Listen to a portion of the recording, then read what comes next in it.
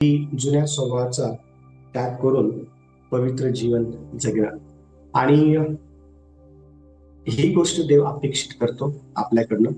आपण देवामध्ये येण्या अगोदर कसं जीवन जगत होतो हे आपल्याला माहिती आहे. आणि आता देवामध्ये आल्यानंतर आपण कशा प्रकारचे जीवन जगत आहोत हे देखील आपल्याला माहिती आहे.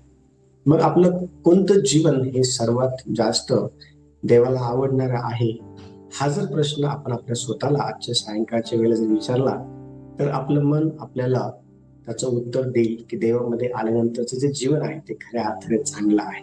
आणि आपले अनेक दिवस देवाला ओळखण्या अगोदरचे हे देवाला न आवडणाऱ्या गोष्टी करण्यामध्ये गेलेले आहे.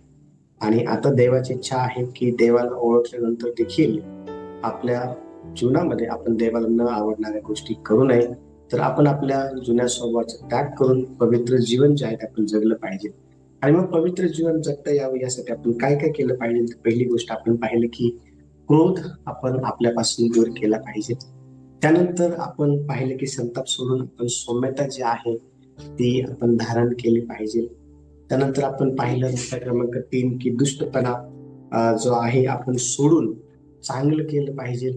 आणि त्यानंतर चौथ्या क्रमांकाचा मुद्दा आपण पाहिला की कोणाची निंदा जी आहे ती आपण करू नये. आणि आता मुद्दा क्रमांक 5 आपण लिहिणार आहोत. मुद्दा क्रमांक 5 लिहून घ्या. मुद्दा क्रमांक 5 आहे, मुखाने शिवीगाळ किंवा अशुद्ध वाणी बोलू नये. मुद्दा क्रमांक 5 लिहा. स्वमुखाने, असं लिहा, स्वमुखाने शिवीगाळ किंवा अशुद्ध वाणी बोलू नका. मुद्दा क्रमांक 5. आता अनेक वेळा आपण ज्या गोष्टी देवाने आपल्याला करण्यासाठी सांगितलेल्या नाहीये त्याच गोष्टी आपण करून देवाच्या आज्ञेचं उल्लंघन जे आहे ते करत असतो. आणि देवाच्या आज्ञेचं जे उल्लंघन आहे हे आपल्याकडनं होण्याच्या मागचं एकमेव कारण जर काय असेल तर देवाला ओळखल्यानंतर देखील आपण जुन्या मनुष्यामध्ये जे आहे ते जगत असतो. जुना मनुष्य हा कालांतराने आपण काढून टाकणं फार गरजेचं आहे आणि पवित्र जीवन जे आहे ते आपण जगणं गरजेचं आहे. पण अनेक वेळा आपण देवामध्ये चालत असताना काही अंशी जुन्या मनुष्या बरोबर आपण देवाबरोबर चालत असतो. आणि म्हणून आपल्या जीवनामध्ये ज्या वेळेला अनपेक्षित गोष्टी घडतात त्या वेळेला आपल्या जीवनातून आपला जो काही जुना स्वभाव आहे तो त्या ठिकाणी कोणत्या माध्यमातून लोकांना दिसतो, तर ते माध्यम आहे शिवीगाळ किंवा अशुद्ध वाणी जे आहे ते बोलल्याच्या द्वारे. आता देवाचे लेकरं किंवा देवाने आपल्याला निवडलं आहे यासाठी आपल्याला या गोष्टींकडे लक्ष देणं फार गरजेचं बारकाईने. आणि हा मुद्दा समजून घेण्याकरता आपण इफिस याचा 4था अध्याय आणि वचन 29 वाचणार आहोत. आणि इफिस येथील मंडळीला संत पाऊल हा पत्र लिहित असताना तेथील विश्वासदारांना तो आपल्या मुखातून कुठल्या प्रकारे शिवीगाळ किंवा अशुद्ध वाणी जे आहे ते बाहेर निघू नये या संबंधात काहीतरी महत्वाच्या गोष्टी ज्या आहेत सांगताना दिसतो. आणि बघा त्या ठिकाणी वचन काय सांगितलं, 4था अध्याय आणि वचन 29 नुसार काय म्हटले पहा. त्या मुखातून कसलेच कुचके भाषण न निघो, पण गरजेप्रमाणे उन्नती करता जे चांगले तेच मात्र निघो, यासाठी की तेनेकडून ऐकणाऱ्यांना कृपादान प्राप्त व्हावे. Very good. आता बघा ह्या ठिकाणी वचन काय सांगत आहे की तुमच्या मुखातून कुठल्याच प्रकारे जे कुचके भाषण आहे ना, जे समोरच्या व्यक्तीला विटाळणारे शब्द आहे, वचन सांगतं अतिशय स्पष्टपणे शुभवर्तमानांमध्ये की बाहेरून जे आत जातं ते माणसाला विटाळत नाही, पण आतून जे बाहेर निघतं ते माणसाला काय होतं, विटाळतं. मग आतून बाहेर काय निघतं, तर त्यामध्ये शिवीगाळ आहे, निंदा आहे, अशा बऱ्याच गोष्टी आहेत ज्या आतून बाहेर निघतात. आणि अशा प्रकारचं कुचकं जे भाषण आहे ज्या वेळेला एखादा देवाला ओळखणारा व्यक्ती करू लागतो, त्या वेळेला तो व्यक्ती देवाच्या आज्ञेचं उल्लंघन जे आहे ते करणार ठरत असतो, किंवा तो जो व्यक्ती आहे त्याला देवाची ओळख झालेली असताना देखील त्याचं जे रूपांतर आहे जुन्या मनुष्याचं पवित्रतेमध्ये झालेलं नाही, आणि म्हणून तो व्यक्ती जो आहे, ज्या वेळेला त्याच्या जीवनामध्ये अनपेक्षित गोष्टी ह्या घडतात, त्यावेळेला त्याच्या जीवनातून संताप बाहेर निघत आहे, त्याच्या जीवनातून क्रोध बाहेर निघत आहे, त्याच्या जीवनातून निंदा बाहेर निघत आहे, त्याच्या जीवनातून वाईट करण्याची वृत्ती जी आहे ती बाहेर निघत आहे. आणि लक्ष द्या, ह्या सर्व गोष्टी देवाची इच्छा ही आहे की आपल्यामधून बाहेर निघू नये, कारण देवाची ओळख ही आपल्याला झाली आहे.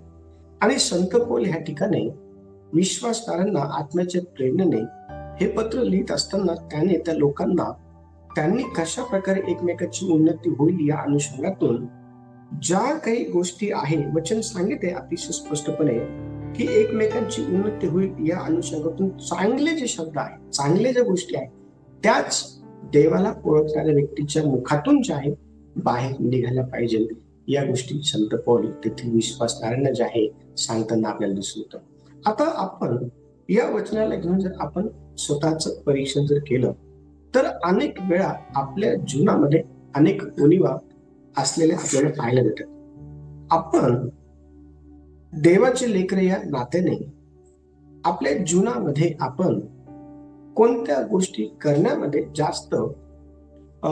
जास्त जे आहे आपण रुची दाखवली पाहिजे, तर ह्या ठिकाणी वचन सांगत आहे की कुठल्याही प्रकारे उचकं भाषण मुखातून न निघता चांगल्या ज्या गोष्टी आहेत इतरांच्या उन्नती करण्यासंदर्भाच्या ह्या मुखातून निघाल्या पाहिजे, आणि ह्या गोष्टींची रुची आपल्याला असली पाहिजे हे आपल्याला समजणं फार गरजेचं आहे. आणि पवित्र शास्त्रामध्ये आपल्याला पाहायला भेटतं की अनेक गोष्टी ज्या आहेत प्रभू येशू ख्रिस्ताने या ठिकाणी आपल्याला सांगितलेल्या पाहायला भेटतात.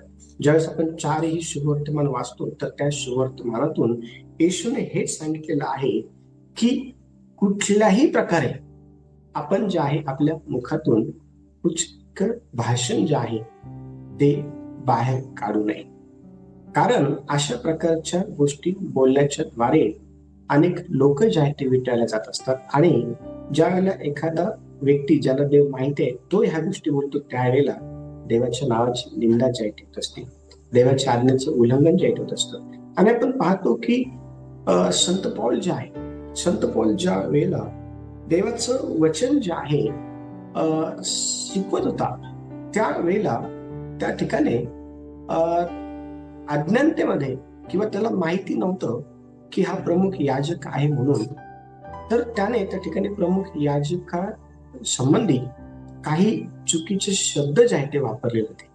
आणि पहा, ज्या वेळेला त्याला हे समजलं की मी प्रमुख याजकाविषयी चुकीचे शब्द वापरलेले आहे, त्यावेळेला त्याने त्याची जी काही चूक आहे ती त्या ठिकाणी सुधरवलेली आपल्याला पाहायला भेटते. आणि ती कशा प्रकारे सुधरवली तर वचन सांगते की देवाच्या वचनाप्रमाणे पावलाने त्या ठिकाणी नम्रता जी आहे दाखवून त्याची चूक त्यांनी ती मान्य केली. आपण वचन वाचूया कोणीतरी प्रेषित 23वा अध्याय आणि त्याचं 3 ते 5 वचन पहा. काय म्हणते प्रेषित 23वा अध्याय 3 ते 5 वचन. पौल त्याला म्हणाला, हे चुना लावलेल्या भीती तुला देव मारील. तू नियमशास्त्राप्रमाणे माझा न्याय करायला बसला असता नियमशास्त्राविरुद्ध मला मारण्याची आज्ञा देतोस काय? तेव्हा जवळ उभे राहणारे म्हणाले, तू देवाच्या प्रमुख याचकाची निंदा करतोस काय? पौलाने म्हटले, बंधुजन हो, हा प्रमुख याचक आहे हे मला ठाऊक नव्हते, कारण तू आपल्या लोकांच्या अधिकाराविरुद्ध वाईट बोलू नकोस असे शास्त्रात लिहिलेले आहे. Very good. आता बघा ह्या ठिकाणी संत पौल काय म्हणत आहे, ज्या वेळेला आपण वचन 3 वाचतो तर वचन 3 अतिशय स्पष्टपणे आपल्याला ह्या ठिकाणी हे सांगताना दिसतं की जो प्रमुख याजक आहे हनन्या ना, त्याने संत पौलाला जे आहे मारण्याची आज्ञा केलेली होती, आणि ते नियमशास्त्राच्या विरोधामध्ये होते. आणि म्हणून संत पौल त्या ठिकाणी त्या महायाजकाला, त्याला माहिती नव्हतं की हा महायाजक नाही, संत पौल ह्या ठिकाणी हनन्याला म्हणत आहे की हे चुना लावलेल्या भिंती तुला देव मारील. लक्ष द्या, आता आपण पाहतो की त्याला हे माहिती नव्हतं की हनन्या हा प्रमुख याजक आहे. पण ज्या वेळेला लोकांनी त्याला हा देवाचा प्रमुख याजक आहे या विषयीची काय केली माहिती दिली, त्यावेळेला त्याने त्या ठिकाणी लगेचच त्याची जी काही चूक आहे ती स्वीकारली. आणि तो काय म्हटला माहिती का, हा प्रमुख याजक आहे. भावांनो, हा प्रमुख याजक आहे हे मला ठाऊक नव्हते. जर मला ठाऊक असतं तर मी अशा प्रकारचे कुचकं जे काही भाषण आहे, अशा प्रकारचे कठोर जे काही शब्द आहेत, मी बोललो नसतो. कारण देवाचं वचन असं सांगतं की तू आपल्या लोकांच्या अधिकाराविरुद्ध जे आहे वाईट बोलू नको. आता ह्या ठिकाणी वाईट जे आहे बोलल्या गेलेलं होतं संत पावलाकडनं. ठीक आहे ना. आपण पाहतो की ह्या ठिकाणी संत पावलाने लगेचच त्याची जी काही चूक आहे ती काय केली, त्याने मान्य केली. आणि ती जी काही नम्रता आहे देवाच्या वचनाच्या ठाई असलेली, ती त्याने त्या ठिकाणी धारण केली. मला तुम्हाला यातून हे सांगायचं आहे की अनेक वेळा देवासोबत चालत असताना आपल्या बरोबर अनपेक्षित गोष्टी ज्या आहेत घडत असतात. आता ह्या ठिकाणी संत पावला बरोबर अनपेक्षित गोष्टी घडल्या आणि त्या कोणत्या माहिती का, वचन सांगते की त्या ठिकाणी पावलाच्या तोंडात मारण्याची आज्ञा जी आहे ती केलेली होती. आणि पावलाला कधी अशा प्रकारे वाटलं नव्हतं की हे मला काय करतील, मारतील म्हणून. आता अनेक वेळा अनपेक्षित गोष्टी ह्या आपल्या बरोबर घडत असतात आणि ज्या वेळेला त्या गोष्टी आपल्या बरोबर घडत असतात त्या वेळेला आपलं जे संयम आहे ते काय होतं, ते तुटतं. आपला जो धीरज आहे तो त्या ठिकाणी आपण पाहतो की तुटतो आणि आपण रागामध्ये असो, संतापामध्ये असो, क्रोधामध्ये असो, आपण जे काही कुचकं भाषण आहे किंवा ज्या काही निंदा आहे किंवा जे काही शिवीगाळ आहे ते आपण करतो. पण एक गोष्ट लक्षात ठेवा, देवाची ओळख आपल्याला झालेली असल्या कारणामुळं आपण ज्या वेळेला एखादा शब्द देवाला न आवडणारा बोलतो, जो दुसऱ्यांना विटणारा आहे, त्याची जी काही टोचणी आहे पवित्र आत्मा आपल्याला आतून करून देत असतं. त्याची जी काही टोचणी आहे ती पवित्र आत्मा आपल्याला आतून करून देत असतो की आपण अशा कारणामुळे संबंधित व्यक्तीला अमुक बोललेला आहोत. आणि ज्या वेळेला पवित्र आत्मा आपल्याला त्याची टोचणी करून देतो त्यावेळेला मी बरोबर आहे आणि तो चुकीचा आहे म्हणून मी जे बोललो ते बरोबर आहे, त्याला असंच बोलायला पाहिजे होतं, अशा प्रकारचं तर्क वितर्क करत बसण्याऐवजी पवित्र आत्म्याने आपल्याला जे काही टोचणी दिलेली आहे की आपण चुकीचं बोललेलं आहोत, लगेचच आपण बरोबर आहोत, तो चुकीचा आहे म्हणून मी क्षमा मागणार नाही, अशा प्रकारचे तर्क वितर्क करत क्षमा न मागता देवाच्या आज्ञेचं उल्लंघन अजून करत पुढे जाण्याऐवजी आपण काय केलं पाहिजे, आपण त्या व्यक्तीची क्षमा मागितली पाहिजे किंवा आपण देवाच्या वचनानुसार जी काही नम्रता आहे ती आपण धारण केली पाहिजे किंवा आपण त्या ठिकाणी त्या व्यक्तीला जे वाईट वाटलं आहे त्या अनुषंगातून त्याच्याबरोबर समेश करण्याच्या उद्देशाने आपण काय केलं पाहिजे, तर त्याची क्षमा मागितली पाहिजे. आता अनेक वेळा लक्ष द्या, अनेक वेळा हा जो स्वभाव आहे क्षमा मागण्याचा, हा आपल्यामध्ये पवित्र आत्मा जो आहे तो तयार करत असतो. कारण पवित्र आत्मा प्रत्येक गहन गोष्टीचा काय करतो, शोध घेतो. लक्ष द्या, आता आपण जर देवाबरोबर चालत आहोत आणि आपल्याबरोबर जर वाईट गोष्टी घडल्या तर त्या वाईट गोष्टींचे जे काही रिॲक्शन आहे ते चुकीच्या पद्धतीनेच होतात आणि ते झाल्यानंतर आपल्याला पवित्र आत्मा जो आहे तो टोचणी देतो. त्यावेळेला त्या पवित्र आत्म्याच्या टोचणीकडे आपण लक्ष देणं फार गरजेचं आहे. आणि पवित्र आत्मा त्यावेळेला आपल्याला काय सांगतो, काय शिकवतो, त्याकडे लक्ष देऊन आपण त्याप्रमाणे कृती करणं फार गरजेचं. ह्या ठिकाणी आपण पाहतो की संत पाऊल जो आहे त्याला हे माहिती नव्हतं की हनन्या हा देवाचा प्रमुख याजक आहे आणि तो त्या ठिकाणी कबूल पण करते की बंधूंना मला हे माहिती नव्हतं की हा प्रमुख याजक आहे म्हणून. जर मला माहिती असतं तर मी त्याला हे चुना लावलेल्या भिंती, तुम्हाला नियमशास्त्राच्या विरुद्ध ना मारण्याची काय करतो, आज्ञा करतो, हे मी त्याला बोललो नसतो जर मला माहिती असतं तर. म्हणजे मी अज्ञानतेमध्ये ह्या गोष्टी ज्या आहेत त्याला काय केलेल्या आहे, बोललेल्या आहे. पण तरीही हे चुकीचं आहे, देवाला देखील हे मान्य नाही. आणि म्हणून मी माझी जी काही चूक आहे ती मी काय करतो, स्वीकारतो. कारण वचन सांगते की तू आपल्या लोकांच्या अधिकाराविरुद्ध काय करू नको, बोलू नको. लक्ष द्या, इतकं जागरूकता आत्मिकरित्या आपण आपल्यामध्ये असणं फार गरजेचं आहे. इतकी जागरूकता आपल्यामध्ये असणं फार गरजेचं. लक्ष द्या, समोरचा व्यक्ती हा बरोबर आहे किंवा चूक आहे हे समजून घेण्याऐवजी आपण चुकीचं आहोत हे समजून घेणं फार गरजेचं आहे. आणि त्या अनुषंगातून आपण त्याची क्षमा मागणं आणि देवाच्या इच्छेप्रमाणे चालणं हे फार गरजेचं आहे. पण अनेक वेळा होतं काय माहिती का, आपल्याला देवाचा आत्मा सांगतो, ठीक आहे त्याने तुझं वाईट केलं, पण तू त्याची जी काही फेड आहे ती बऱ्याने केली का वाईटाने केली. आपण काल बघितलं, 2 दिवस अगोदर आपण बघितलं, वाईटाने जिंकला जाऊ नको तर बऱ्याने वाईटाला जिंक. हे गाणं देखील आहे, वाईटाने जिंकला जाऊ नको तर बऱ्याने वाईटाला जिंक. आपण काय करत आहोत चर्च, आपण काय करत आहोत, आपल्याला ज्या वेळेला पवित्र आत्मा टोचून देतो की आपण आपलं समोरच्या व्यक्तीने वाईट केलं असल्या कारणामुळे आता आपण त्याचं देखील वाईट करावं किंवा त्याचा बदला घ्यावा आणि घेतो देखील आपण. पण देवाचा आत्मा आपल्याला टोचून देतो त्यावेळेला आपण ते स्वीकारलं पाहिजे, त्याची क्षमा आपण त्या व्यक्तीकडे मागितली पाहिजे, देवाकडे देखील आपण त्याची क्षमा मागितली पाहिजे. आणि परत अशा प्रकारच्या गोष्टी आपल्या हातून घडू नये म्हणून आपण पवित्र जीवनामध्ये जे आहे ते आपण जगायला पाहिजे. लक्ष द्या, देवाचं सांगतं की आपल्या मुखातून निघणारा शब्द हा लोकांची उन्नती करणारा असला पाहिजे.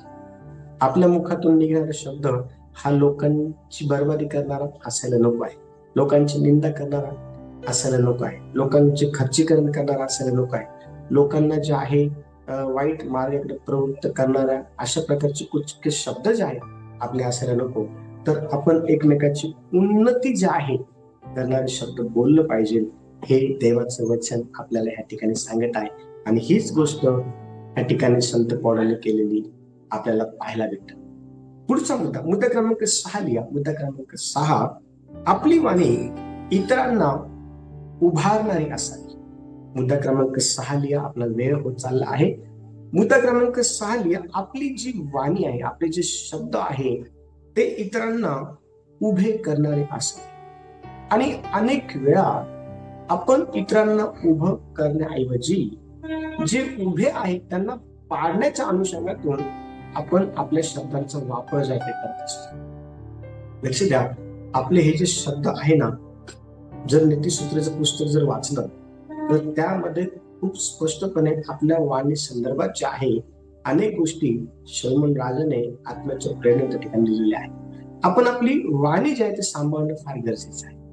वचन सांगते की मृदू उत्तराने कोपाचं काय होतं, कोपाचं निवारा होतं. लक्ष द्या, देववचन सांगते की आपलं जे आपल्या मुखातून निघणारे जे शब्द आहे ते इतरांची बांधणी करणार असले पाहिजे, इतरांना उभं करणार असलं पाहिजे. अशा प्रकारची वाणी आपण जे आहे ते बोललं पाहिजे. आणि वचन काय सांगत आहे बघा, इफिसकराचं पत्र 4था अध्याय आणि वचन 32 ज्या वेळेला आपण वाचतो त्या ठिकाणी संत पौल हा इफिस मंडळीला आपली वाणी ही इतरांना उभं करणारी असावी या संदर्भात महत्वाच्या गोष्टी सांगताना दिसत. पहा काय म्हणतात ठिकाणी 4था अध्याय आणि 32वा वचन काय पहा, तुम्ही एकमेकांबरोबर उपकारी व कनवाळू व्हा, जशी देवाने ख्रिस्ताकरताही तुम्हाला क्षमा केली आहे तशी तुम्ही एकमेकांना क्षमा करा. Very good. देवाने जशी आपल्याला ख्रिस्ताच्या ठायी क्षमा केलेली आहे तशीच आपणही त्या लोकांना क्षमा केली पाहिजे ज्यांनी आपलं नुकसान केलेलं आहे, ज्यांनी आपलं वाईट केलेलं आहे, ज्यांनी आपली निंदा केलेली आहे, ज्यांनी आपल्याला मानसिक असेल शारीरिक असेल त्रास दिलेला आहे. अशा लोकांना आपण काय केलं पाहिजे, क्षमा केली पाहिजे. आणि त्यांच्या बरोबर आपण कसं राहायला पाहिजे, तर वचन सांगते की तुम्ही एकमेकांबरोबर उपकारी आणि कनवाळू जे आहे ते तुम्ही असाल. लक्ष द्या, पण अनेक वेळा आपण लोकांबरोबर अशा प्रकारे का राहत नाही, कारण त्यांच्या कृतीमुळे आपण दुखवलेला असतो, त्यांच्या वागणुकीमुळे आपण दुखवलेला असतो. त्यांनी आपल्या बरोबर केलेल्या ज्या काही वाईट कृती आहेत त्यामुळं आपल्याला आतून जे आहे ठेच पोहोचलेले असते, म्हणून आपण त्या लोकांना क्षमा करत नाही, म्हणून आपण त्या लोकांबरोबर प्रेमाने जायत राहत नाही, तन्मयतेने जे आपण राहत नाही. आपण वचन सांगतं अतिशय स्पष्टपणे ठिकाणी की उपकारी रीतीने आपण त्यांच्याबरोबर राहत नाही. पण येशू ज्यावेळेस ह्या जगामध्ये मानव देहामध्ये होता त्या वेळेला त्याला अनेक वेदना देण्यात आल्या, त्याची निंदा करण्यात आली, त्याची थट्टा करण्यात आली, त्याला वेगवेगळ्या प्रकारे त्याच्यावरती आरोप लावून त्याला बदनाम जे आहे ते करण्यात आलं. अनेक ठिकाणी आपण पाहतो की लोकांनी त्याला अशा प्रकारे बदनाम केलं की तुमचा जो गुरु आहे हा पापी लोकांमध्ये बसतो, उठतो, खातो, पितो. तुमचा येशू जो आहे हा शैतानाच्या साहाय्याने भूत काढतो. अनेक ठिकाणी आपण पाहतो की येशूला बदनाम करण्यात आलं, येशूला वेगवेगळ्या प्रकारे त्रास देण्यात आला, येशूची साक्ष जी आहे ती खराब करण्यात आली. पण तुम्हाला माहिती का येशूची निंदा करण्यात आली. पण तुम्हाला माहिती का ह्या सर्व गोष्टी येशू बरोबर लोकांनी केलेल्या असताना देखील येशूने त्या लोकांना आपण पाहतो की कुठल्याही प्रकारे वचन अतिशय स्पष्टपणे आपल्या ठिकाणी सांगतं की कुठल्याही प्रकारे येशूने त्या लोकांना त्यांनी जसं त्याचं केलं तसं त्यांनी तसं केलं नाही. तसं येशूने त्यांचं जे आहे ते केलं नाही. त्या उलट येशूने काय केलं, येशूने त्यांच्यासाठी देवाकडे प्रार्थना केली, येशूने त्यांना क्षमा केली, येशू त्यांच्याबरोबर कनवाव झाला, येशू त्यांच्याबरोबर उपकारी झाला. आपण पाहतो की ज्यावेळेस प्रभू येशू हा डोंगरावरून खाली येत होता त्यावेळेला मोठा लोक समुदाय येशूने पाहिला आणि त्या लोक समुदायाला पाहून येशूला त्यांचा काय आला, कळवा लागला. कळवा जर ते आला आणि येशू त्यांना जे आहे ते शिकू लागलं. लक्ष द्या, सांगायचं तात्पर्य काय, येशूकडं हे हृदय होतं आणि हेच हृदय आपल्याकडे देखील असावे यासाठी आपण पवित्र आत्म्याला ती काकुतीची प्रार्थना आणि विनंती केली पाहिजे की आम्हाला अशा प्रकारचे हृदय जे आहेत होते. बघा वचन काय सांगते लूक याचा 23वा अध्याय आणि वचन 34 मध्ये कशा प्रकारे येशूने त्याचं छळ करणारे जे लोक आहे त्यांना त्यांच्यासाठी प्रार्थना केली, त्यांना क्षमा केली. बघा लूक 23वा अध्याय आणि वचन 34 काय म्हणत आहे. तेव्हा येशू म्हणाला, हे बाप्पा त्यांना क्षमा कर, कारण ते काय करतात हे त्यांना समजत नाही. Very good. कोणत्या लोकांसाठी या ठिकाणी येशू प्रार्थना करत आहे? जर हा संपूर्ण शास्त्रभाग जर वाचला तर वचन अतिशय स्पष्टपणे आपल्या ठिकाणी हे सांगतं की ज्या लोकांनी येशूला वधस्तंभावरती काय केलं, दिलं, ज्या लोकांनी त्याची निंदा केली, लक्ष द्या, त्या लोकांना येशू हा क्षमा याचनेची प्रार्थना परमेश्वर पित्याकडे जायचे करताना आपल्याला दिसत. हे जे हृदय आहे, हे जे समज आहे, हे जे प्रेम आहे, हे जे अंडरस्टँडिंग आहे जे येशूच्या ठाई होतं मानव देत असताना,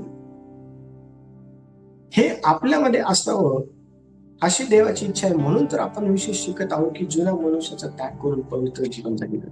खरं पवित्र जीवन काय आहे हे आपल्याला यातून जे आहे शिकणं फार गरजेचं आहे. येशूने ह्या लोकांना क्षमा केली. आपण देखील लोकांना क्षमा करणारा व्यक्ती बनणं फार गरजेचं आहे, कारण क्षमा ही ख्रिस्ती जीवनाची महत्वाची खूण आहे आणि क्षमा करणार म्हणून आपली ओळख लोकांमध्ये होणं फार गरजेचं आहे. पुढचा मुद्दा क्रमांक 7 लिहा. शेवटचा मुद्दा क्रमांक 7 आहे, पवित्र आत्म्याच्या अधीन राहिल्यास जुन्या स्वभावावरती विजय मिळतो. मुद्दा क्रमांक 7 लिहा, शेवटचा, पवित्र आत्म्याच्या अधीन राहिल्यास जुन्या स्वभावावरती विजय मिळतो. आता पवित्र आत्मा हा आपल्याला यासाठी देण्यात आलेला आहे की त्याने आपल्याला पूर्ण सत्यात चालवावं. आपण जर योहानाचे पुस्तक जर वाचलं तर प्रभू येशू ख्रिस्त त्या ठिकाणी अतिशय महत्वाच्या गोष्टी पवित्र आत्म्यासंबंधी आपल्याला सांगताना जे आहे ते दिसून येतं. आपण जेव्हा प्रेषणाचे कृत्य वाचतो त्या ठिकाणी देखील प्रभू येशू ख्रिस्तांना म्हणत आहे की वरतून जे आहे सामर्थ्य जो पण मिळत नाही तोपर्यंत यरूशलेम जेथे काय करू नका, सोडू नका. लक्ष द्या, पवित्र आत्मा हा आपल्याला पूर्ण सत्यामध्ये जे आहे ते चालवत असतो आणि ज्या वेळेला आपण आपल्या स्वतःला पवित्र आत्म्याच्या हातामध्ये सोपवून देतो त्यावेळेला पवित्र आत्मा हा आपल्याला आपल्या जुन्या स्वभावावरती जे आहे विजय मिळवून देण्याकरता मदत जे आहे ते करत असतो. बघा वचन काय सांगत आहे, गलती कर्जपत्र 5वा अध्याय आणि वचन 16 पहा. गलती कर्जपत्र 5वा अध्याय आणि वचन 16. मी तर म्हणतो आत्म्याच्या प्रेरणेने चाला, म्हणजे तुम्ही देहवासना पूर्ण करणारच नाही. Very good. आत्म्याच्या प्रेरणेने, आत्मा ज्या प्रकारे आपल्याला दिशा निर्देश करतो त्या दिशा निर्देशाने आपण काय केलं पाहिजे, आपण चाललं पाहिजे. आणि जर आपण आत्म्याच्या दिशा निर्देशाप्रमाणे जर चाललं तर देवाचं जे सांगतं की देहाच्या जे काही वासना आहेत त्या आपण पूर्ण करणार नाही. आता देहाच्या ज्या काही वासना आहेत त्या अनेक आहेत, त्यांची लिस्ट पवित्र शास्त्रात काढलं तर अनेक आहेत, लक्ष द्या. पण त्या वासनेपैकी एक वासना कोणती आहे तर आपला जो जुना स्वभाव आहे ना तो आपल्याला बदला घ्यायला लागतो. आपला जुना स्वभाव जो आहे ना, समोरचा व्यक्ती आपल्याबरोबर जसं वागला त्याच्यापेक्षा जास्त क्रूर आपण त्याच्याबरोबर वागावं असा जुना स्वभाव आपल्याला ज्या उकसवत असतो. आपला जुना स्वभाव निंदा करायला लावतो, आपला जुना स्वभाव आपल्याला क्रोध करायला लावतो, आपला जुना स्वभाव आपल्याला क्षमा करायला लावत नाही, आपला जुना स्वभाव आपल्याला त्या व्यक्तीला विसरायला लावतो. लक्ष द्या, आपला जुना स्वभाव जो आहे त्याची निंदा करायला लावतो. आणि ह्या जुन्या स्वभावावरती तर आपल्याला विजय मिळवायचा आहे. आणि ह्या जुन्या स्वभावावरती आपल्याला विजय मिळवता यावा यासाठी आपण काय केलं पाहिजे तर आपण आपल्या स्वतःला पवित्र आत्म्याच्या स्वाधीन करून दिला पाहिजे. वचन सांगते की स्टेफन जो आहे, स्टेफनाने स्वतःला पवित्र आत्म्याचे स्वाधीन करून दिलेलं होतं. आणि त्याने स्वतःला पवित्र आत्म्याचे स्वाधीन करून दिल्या असल्या कारणामुळं आपण पाहतो की लोकांनी त्याला दगडमार केला, लोकांनी त्याला छळलं, लोकांनी त्याला भयंकर त्रास दिला. पण इतका त्रास तो सहन करत असताना देखील त्याने त्या त्रास देणाऱ्या लोकांचा बदला घेण्याच्या अनुषंगातून त्यांच्या बरोबर कुठल्याही प्रकारे चुकीच्या गोष्टी केलेल्या आपल्याला पाहायला भेटत नाही. तर वचन सांगते की त्याने प्रार्थना केली, देवाला हे सांगितलं की देवा हे जे पाप आहे हे त्यांच्याकडे मोजू नको. कोणतं पाप होतं? वचन सांगते प्रेषणाचे कृत्य 7वा अध्याय आणि 59 आणि 7 वचन आपण असतो त्या ठिकाणी अतिशय स्पष्टपणे त्या लोकांचे जे काही पाप आहे त्या पापा संदर्भात लिहिण्यात आलेलं आहे. बघा वचन काय सांगत आहे, 59 आणि 60. ते दगडमार करत असता स्टेफन प्रभूचा धावा करत म्हणाला, हे प्रभू येशू, माझ्या आत्म्याचा स्वीकार कर. मग गुडघे टेकून तो मोठ्याने ओरडला, हे प्रभू, हे पाप त्यांच्याकडे मोजू नकोस, असे बोलून तो झोपी गेला. हा कोणतं पाप आहे त्या ठिकाणी? दगडमार करते, विचार करा. आणि तो दगडमार हलका आहे का? नाही. वचन सांगत आहे की तो लोक त्याला दगडमार करून जे आहे मारून टाकते. हे पाप त्या ठिकाणी ते लोक करत असताना स्टेफनाच्या मनामध्ये लोकांप्रती कुठल्याही प्रकारे राग, द्वेष, मत्सर, निंदा, क्रोध, शिवीगाळ, उच्च भाषण, श्राप काहीच नाही. मग त्याच्या मुखामध्ये काय आहे? वचन सांगते की त्याच्या मुखामध्ये त्या लोकांकरता क्षमा आहे, समजदारपणा आहे. त्याने प्रार्थना केली की हे पित्या, हे प्रभू, हे पाप त्यांच्याकडे मोजू नको असं म्हणून तो मरून गेला. झोपी गेला म्हणजे मरून गेला. पण त्याला अशा प्रकारची प्रार्थना दगडमार होते वेळी का करता आली माहिती का? कारण त्याने स्वतःला पवित्र आत्म्याच्या स्वाधीन करून दिलेलं होतं. पवित्र आत्म्याच्या हातात त्याने स्वतःला जे दिलेलं होतं. आणि पवित्र आत्म्याने त्याचं जे काही जुनं मनुष्यत्व आहे ते पवित्रतेमध्ये आपण पाहतो तयार केलेलं होतं. जुन्या मनुष्याला पवित्र आत्म्या त्याच्यामधून जे ते काढून टाकलं होतं. वचन सांगतं की आपण ख्रिस्तामध्ये नवी उत्पत्ती आहोत. आपल्याला ह्या दिवसांमध्ये आपल्या देहाच्या वासनेवरती विजय प्राप्त करता यावा यासाठी आपण काय केलं पाहिजे तर पवित्र आत्म्याच्या हातामध्ये आपण आपल्या स्वतःला दिलं पाहिजे. कारण पवित्र आत्मा आपल्याला ख्रिस्ताच्या स्वभावामध्ये जे आहे ते तयार करत असतो. आणि ख्रिस्ताचा स्वभाव काय आहे? क्षमा करणार. ख्रिस्ताचा स्वभाव काय आहे? मध्यस्थी करणार. ख्रिस्ताचा स्वभाव काय आहे? जवळ करणार आहे. ख्रिस्ताचा स्वभाव कळवायचा स्वभाव आहे. ख्रिस्ताचा स्वभाव काय माहिती का? यांना कळत नाही. जर यांना कळालं असतं तर त्यांनी असं केलं नसतं. लक्ष द्या, पवित्र आत्मा आपल्याला ख्रिस्ताच्या स्वभावामध्ये जे आहे ते तयार करत असतो. आणि म्हणून आपण काय केलं पाहिजे? जुन्या मनुष्याचा त्याग करून पवित्र जीवन जगण्यामध्ये आपण या दिवसांमध्ये आपल्या स्वतःला देवाच्या आत्म्याच्या हातात दिलं पाहिजे. देव या वचनाच्या द्वारे सर्वांना आशीर्वादित कर.